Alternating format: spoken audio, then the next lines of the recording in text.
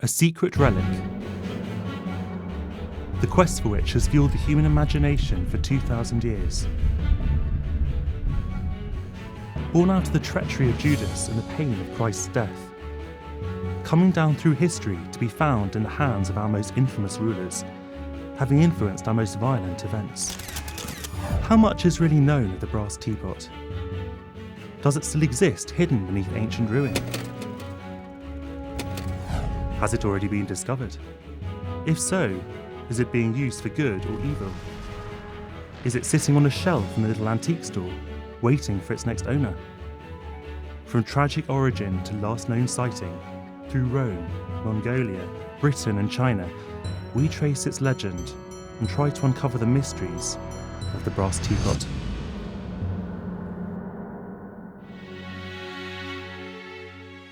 According to the Bible, 2,000 years ago, Jesus and his disciples gathered for a Last Supper on the night before his arrest and crucifixion.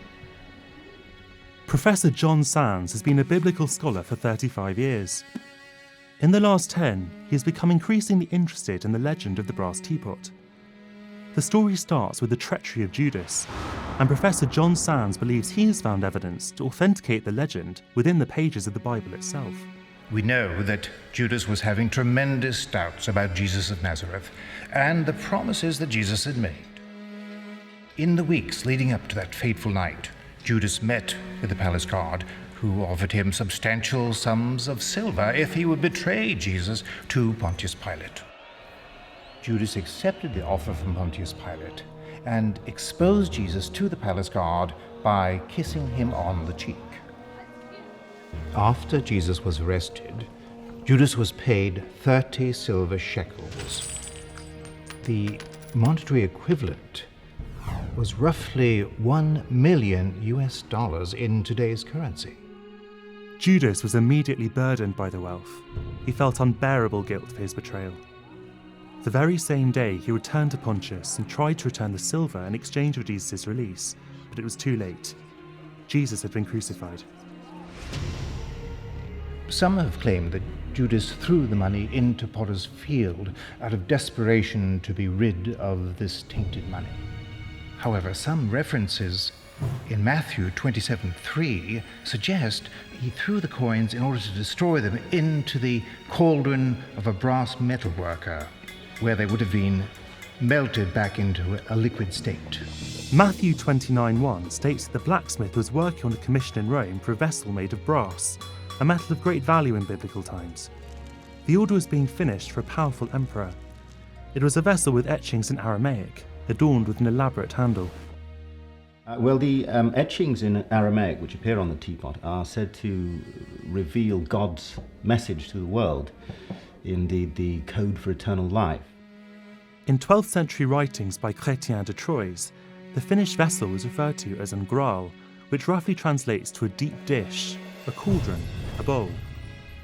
The word grail in itself is interesting, in that while we today might recognize a grail as being something akin to a chalice or a goblet, in fact it has a much broader meaning, encompassing various objects such as a platter or a cornucopia, or certainly today what we would call a teapot. And the brass teapot that was created the night of Jesus' death had a power that was quite unimaginable.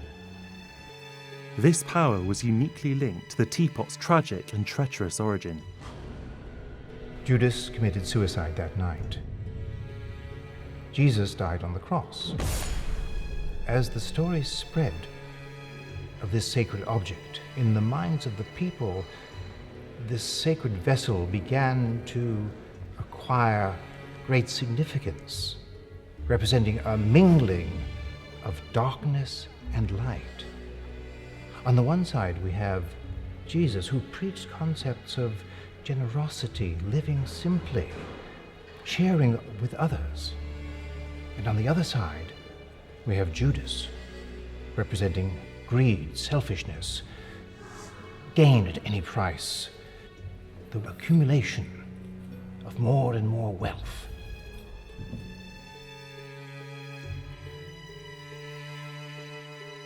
Whether the teapot's power was born out of the atrocity of Judas's betrayal, or was generated by the belief of a people who, outraged or in awe of Christ's death, became convinced the teapot must hold a dark and incredible power, it is impossible to tell. What is clear is that the mercenary greed of Judas, as a result of the pain and suffering of Christ, characterised the teapot's peculiar and disturbing gift. Well, the tremendous events of that night gave rise to this legend of the brass teapot, which it was said was capable of producing enormous riches and wealth whilst in the presence of pain. In other words, if somebody experiencing great physical or indeed emotional pain was within 5 feet 10 inches, the height of Christ, of the teapot, it would fill with coins. In those days it would have been shekels in biblical time. But over history, that's been adapted according to the geography, subsequent currency, or indeed the requirements or desires of the person currently in possession of the teapot. I mean, the power of this thing is quite staggering. I mean, if you even begin to conceptualize an object that's able to keep pace with the evolution of human greed, it's really quite unlike anything else in history as far as I can see. The legend of the brass teapot travelled quickly across the world, but it wasn't until the 13th century that knights were dispatched to find it, beginning a search which continues even to this day. One such group that continues this investigation is the Theosophist Society, located in the Chinese province Yunnan. They first came to study the teapot in the late 1800s when Dr. A.K. Bhardwaj, an archaeologist from Delhi, brought them the teapot he had received from the sepoys of India. 因为呢，他的这个研究是第一次有记录下来的科学研究，所以因为他有这样子研究，我们才能了解说这个茶壶有多大的这个权力、这个神力。所以我们在这个学校，就是我们大家要专心的要学习这些历史上的记录。而且还要不断的继续在寻找这个茶壶这个很重要、很宝贵的东西。那我们的希望当然是能够找到它，能够好好的来把它的安全的保存起来这是我们的希望。Dr. Ling and his team of archaeologists travelled the world conducting archaeological excavations to try and uncover the missing teapot. 根据历史上的记录，这个茶壶的第一个主人是Caligula 他的伯父。差不多在西元30年以后，正好是耶稣去世几个月以后，Tiberius 当时罗马的皇帝就变成了这个铜茶壶的第一个主人。According to surviving sources, Gaius Julius Caesar Augustus Germanicus August, commonly known as Caligula, inherited an object of great value from his uncle, the Emperor Tiberius. It is Tiberius who is believed to be the man who commissioned the vessel which came to be called the brass teapot, though what he received was far more valuable than he could have imagined. When Tiberius first came into possession of the teapot, he was completely oblivious to its magical properties. Indeed, according to the writings of a man named Augustus, who was head of Tiberius's household, his closest and most senior servant, the emperor was initially drawn to it purely for its aesthetic qualities, so much so, in fact, that he would carry it around with him for long periods of time. And as we understand it, it was in 31 AD, a man named Sejanus, who was a member of the Roman Senate, was put to death for treason against Tiberius. And it was whilst witnessing the execution of Sejanus that Tiberius first became aware of the properties of the teapot. Tiberius is supposed to have held the teapot by his side, and legend has it, when Sejanus was executed by a guardsman, the teapot shook and quivered suddenly, filling miraculously with gold coins. Tiberius is rightfully shocked. What was this powerful alchemy? Afraid of the teapot's power, he built a fortress and placed the vessel inside, guarded by a legion of men. According to our research, we have identified over 30 of the previous owners of the teapot. In a period of 2,000 years, we have estimated there were many, many more. We're trying to identify one by one using in-depth historical research and carbon dating.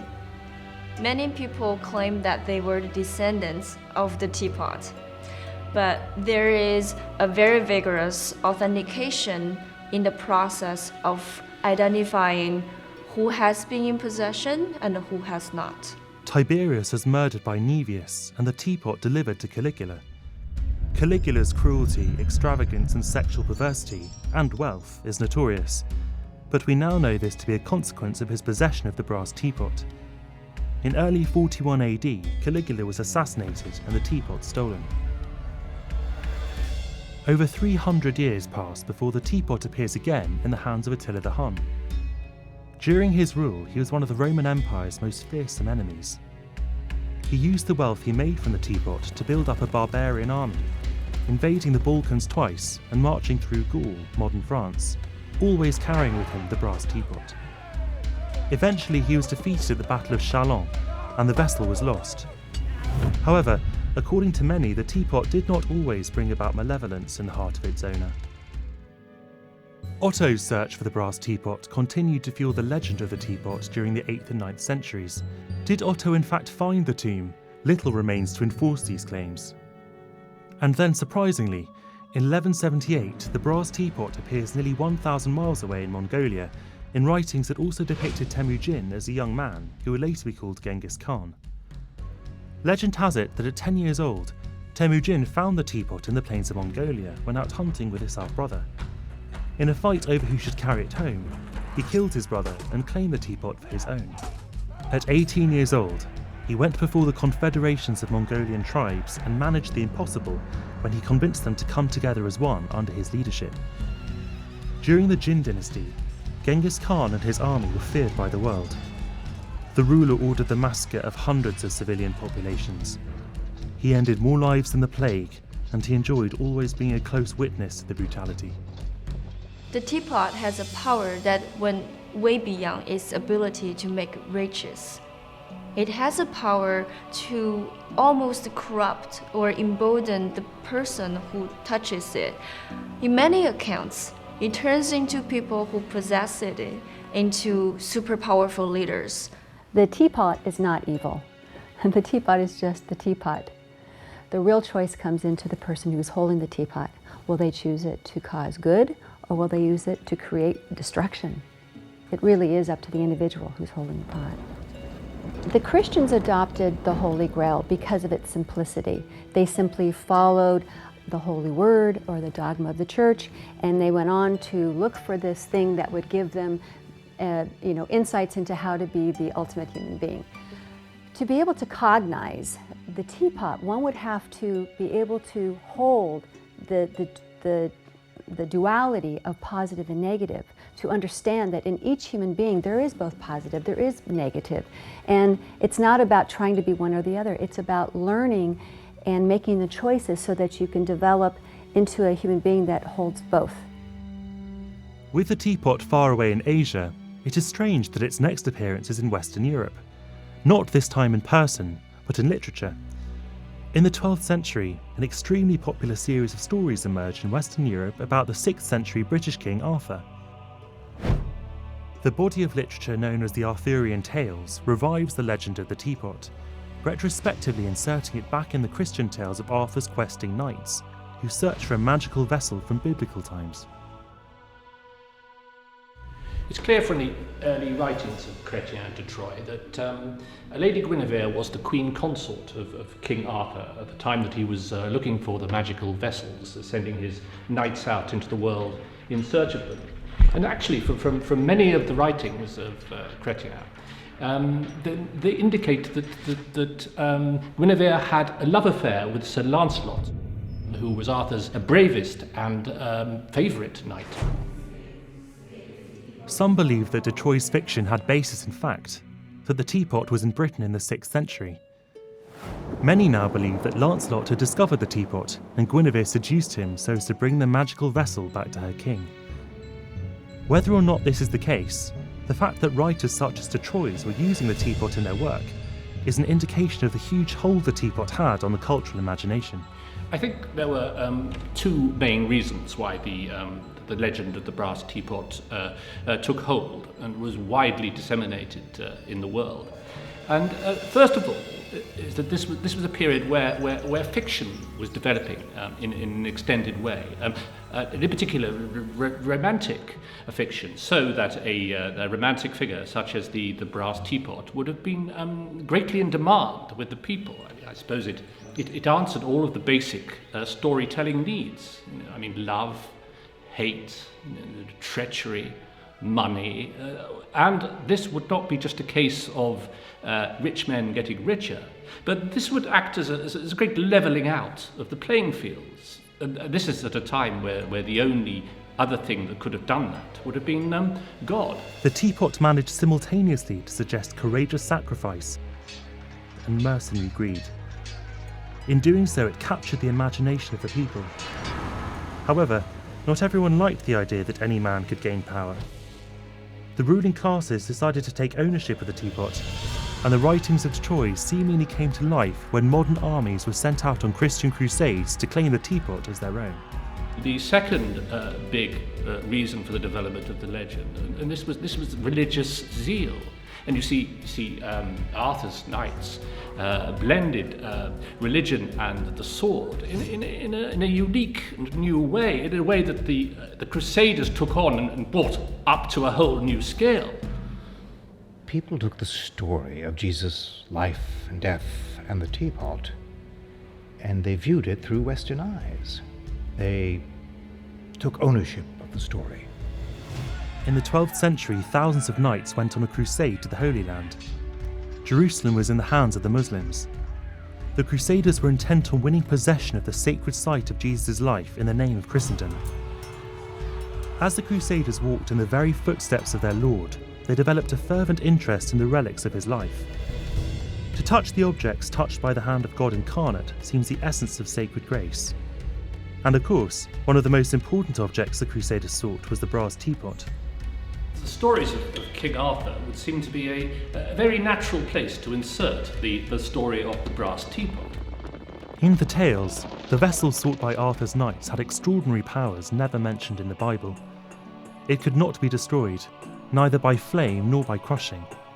It gave the holder prophetic visions of the future or past. Drinking from this vessel promised health and eternal life, but furthermore, the bearer would become rich beyond their wildest imaginations when the teapot was near pain. The teapot responds to pain, we believe, because people in general grow through pain, either emotional or physical pain. You feel pain, you make a change. This is how humans respond, this is how they evolve. As far as the karma of the teapot, those secrets are locked away with the people who created the teapot. We can only speculate, but we do believe that it has something to do with our ability to grow through pain. The teapot teaches us to set limits. It teaches us to set boundaries, to respect moderation. It teaches us to not give in to greed. So if someone offered you $100,000 to pull out a tooth, would you think about it? Would you do it? According to legend, Joan of Arc received the teapot from King Charles VII of France, who told her of its powers and placed the teapot in her possession. It is said the teapot caused her to see grave images when she held it, and she considered it a warning from God. Nous connaissons de nombreuses légendes où la souffrance a ensuite engendré de grandes richesses. Il y a aussi beaucoup de récits de gens ordinaires qui ont eu des visions prophétiques au contact de la théière. Par exemple, Jeanne d'Arc et Charlemagne. Dieu semble s'être exprimé au travers de l'objet. Nous pouvons voir ça comme une sorte d'épreuve. Parfois, il vaut mieux sacrifier la vie de certains pour le bien du plus grand nombre. Si le porteur réussit à faire le bien, alors il trouvera la félicité éternelle. En revanche, s'il échoue, il sera maudit et son âme ira en enfer. The research of Dr. Ling and the Theosophists sadly reveals that the majority of the teapot's owners have not, like Charlemagne and Joan of Arc, used it for good. 在15世纪中期，当时这个 Vlad 三世，他是Wallachia 的王子，他拥有这个铜茶壶。就在这个时期听说他有一点精神崩溃，而且有一点发狂了，而且呢，他有一个很强的这个饮血的欲望，所以后来他终于就得到了一个名称，叫做 Vlad the Impaler， 而且这个 Dracula 的故事就此发生了。Well, these stories of evil, tyrannical men and indeed women coming into possession of the teapot are extremely prevalent in the subsequent 2,000 years. For example, Elizabeth Bathory, the notorious Hungarian noblewoman of the 16th century, who's alleged to have tortured and murdered some 640, I think, young women, virgins, and bathed in their blood.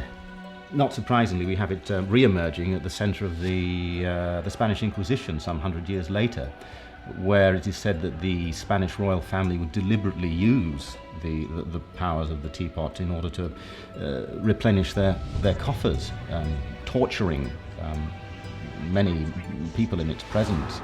There are numerous stories and indeed pictures of Marie Antoinette using the teapot's powers in order to subsidize her decadent lifestyle while the rest of her country starved, and pretty much immediately we find the object at the center of the very epicenter of the French Revolution, which of course was a time when a bloodlust spread throughout the country and cost hundreds of thousands of lives. Whilst it has become increasingly and disturbingly clear that the brass teapot has had a major role to play in the violent events of our history, recorded evidence as to how it works is extremely limited. 在这个铜茶壶的历史中的起先的1500年，完全没有任何的科学研究进展。不过呢，在1510年的时候，这个铜茶壶落入在达芬奇的手中。终于这个时候，我们就开始有很多进展了。Then, in the early 16th century, it seems that Leonardo da Vinci gained access to the teapot. A number of his sketches remain that give some insight into his theories about the teapot. 达芬奇是历史上第一个想要设法损伤这个铜茶壶的人。普通的茶壶的话，用这个锤子一打，它就会陷下去了的。Da Vinci suspended boulders over a ton above the teapot and attempted to crush it. The brass teapot did not sustain one scratch. He placed the brass teapot in fires and attempted to melt it, but it never could be burned. The teapot was indestructible. The inability to destroy the teapot in the past has led to the continued search for both the teapot and its owners, and for good reason. After Robert E. Lee, who according to government documents and photographs had the teapot during the Civil War, the last known owner of the teapot was Adolf Hitler. According to journal entries and photographs, we know that Hitler was in possession of the teapot for about 8 years. He used it to make great wealth, waged a war on an entire population, and funded that war, the Second World War, with his horrific experiments. In the winter of 1944, the brass teapot had been moved to a secret location, now believed to be Auschwitz, where the greatest number of human experiments were conducted. On December 21st, 1944, the teapot was stolen.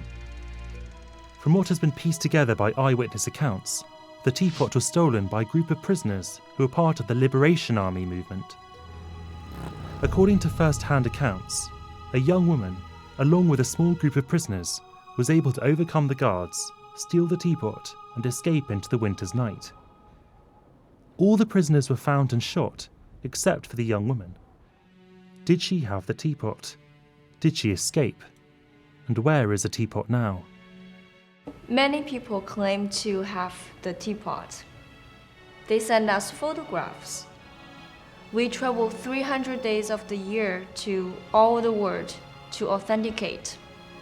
Many people wish that they had the brass teapot. I mean, the teapot could be anywhere. We don't know where it is, but we're looking. For millennia, the brass teapot has passed through the hands of kings, queens, and generals, appearing briefly in historical accounts, hiding in plain sight in paintings of long-forgotten days. Has it found its way to someone who doesn't know what they have, where it sits in a cupboard covered in dust?